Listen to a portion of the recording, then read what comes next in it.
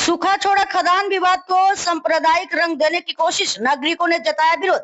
सिलचर 10 जून सूखा छोड़ा पत्थर खदान विवाद को जातिगत और सांप्रदायिक रूप देने की कोशिश पर मंगलवार को प्राण ग्राम में हुई नागरिक सभा में कड़ा विरोध जताया गया।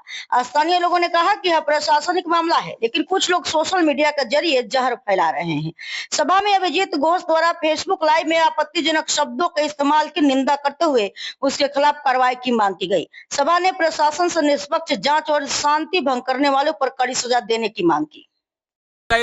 লিজ লইছইন এই যে কুয়ারিটা আসলে এই কুয়ারি কোনো পাথরই নাই, তাইন উঠাইরা অন্য অন্য জায়গা থেকে যেখানে তাইনের পারমিশন নাই, কিন্তু মাইনেল মিলানের থেকে যে তাই জিনিসটা উঠাইরা যে এই জিনিসটা দেখা গেল আমরা জিওটেক করিয়া এই জিনিস এই জায়গাতেই মানে এই জায়গাতে মালই নাই। এই জিনিসটা আমরা অবগত করাইলাম, ডিএফও রে অবগত করাইলাম, প্রশাসনরে অবগত করাইলাম, সমস্ত মানুষরে অবগত করাইলাম, কিন্তু আজকে এই প্রশাসন তারা আজকে শাসক দলের প্রশাসন নানি শাসক দল তারা কিভাবে আজকে আমরা কথাগুলা শুনবো।